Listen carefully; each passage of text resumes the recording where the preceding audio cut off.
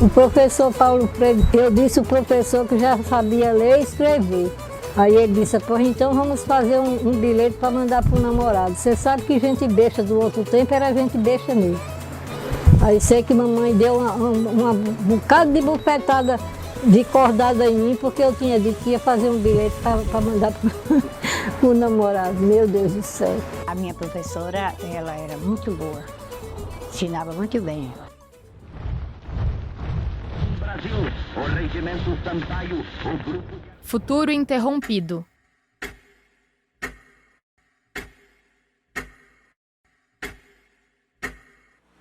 Valdice e Maria são irmãs. As duas foram alunas do projeto liderado por Paulo Freire, na cidade de Angicos, no Rio Grande do Norte, em 1963. A memória às vezes falha. É difícil lembrar detalhes do que ocorreu há 60 anos, mas o principal, elas lembram. Quando eu estudava notícia, foi uma alegria muito grande, porque a gente era do sítio, com 16 anos, não sabia votar nem nada, sabia de nada. Não, ele chegava e dizia, vamos escrever, vamos aprender a ler e escrever, gente. Aí a gente vai e escreva, belota e tijolo. Aí a gente escrevia. Em 1963, Paulo Freire foi convidado pelo governador do Rio Grande do Norte, Aloysio Alves, para liderar uma iniciativa de alfabetização de jovens e adultos.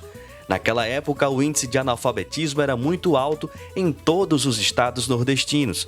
Por causa disso, milhares de trabalhadores não participavam do processo eleitoral, restrito apenas aos alfabetizados. Freire foi convidado para experimentar na pequena cidade de Angicos, no semiárido Potiguar, um novo método que ele havia desenvolvido em Pernambuco, nos chamados Círculos de Cultura do Movimento de Cultura Popular.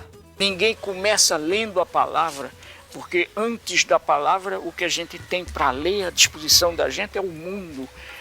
E a gente lê o mundo na medida em que a gente o compreende e o interpreta. No âmbito do Movimento de Cultura Popular, ele começa a desenvolver um método de alfabetização, que depois eles vão chamar de um sistema de alfabetização, com experiências aqui nos mucambos do Recife, que nós chamamos hoje das favelas, as palafitas, aquelas moradias nas margens do rio, nas áreas alagadas.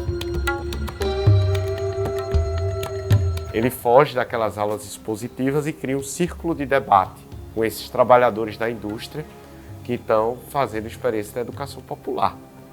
E ele percebe que esse círculo ele é muito mais efetivo, tanto no processo do ensino-aprendizagem dos conteúdos específicos trabalhados pelas disciplinas, mas também como um processo de formação, de conscientização para as questões sociais, questões da cidadania, dos direitos, dos deveres. Paulo Freire vem com a ideia mesmo da conscientização política a partir da alfabetização, a partir desse letramento no campo da alfabetização, vem para proporcionar, vamos dizer assim, consciência, não é, de que um povo liberto desse processo colonizador, que eu diria que sempre foi da mente e do corpo, né?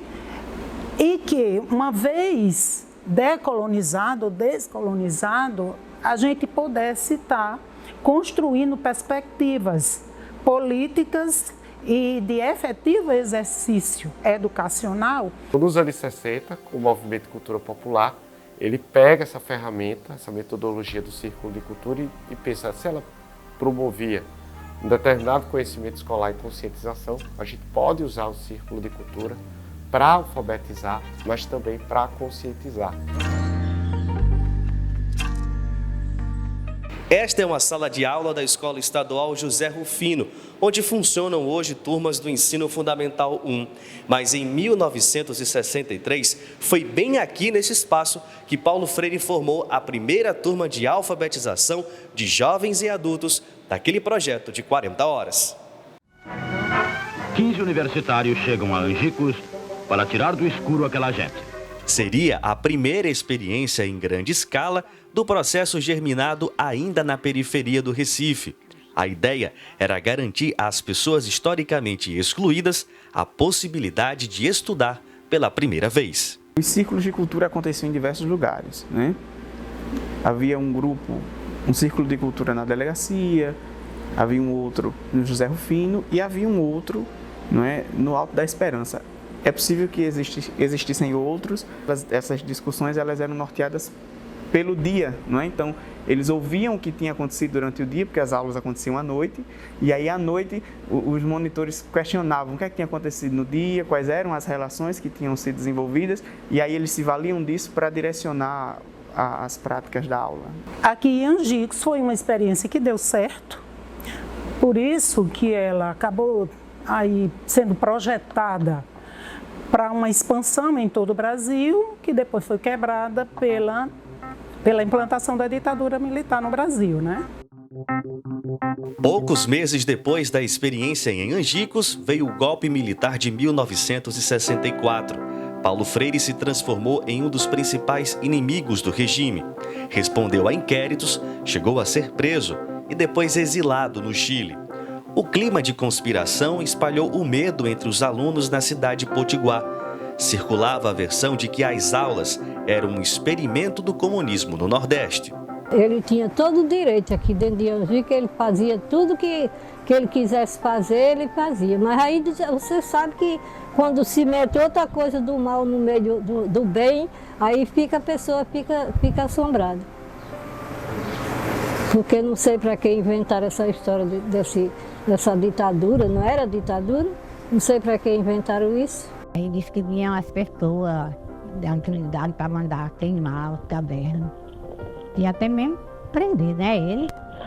Aí foi uma revolução muito grande na cidade. O sucesso das 40 horas fez com que Jango, o presidente deposto, tentasse replicar a fórmula em escala nacional. O presidente visitou Angicos para conferir de perto o sucesso do projeto. O governo pretendia iniciar em maio de 64, inspirado no pensamento de Freire, o Plano Nacional de Alfabetização.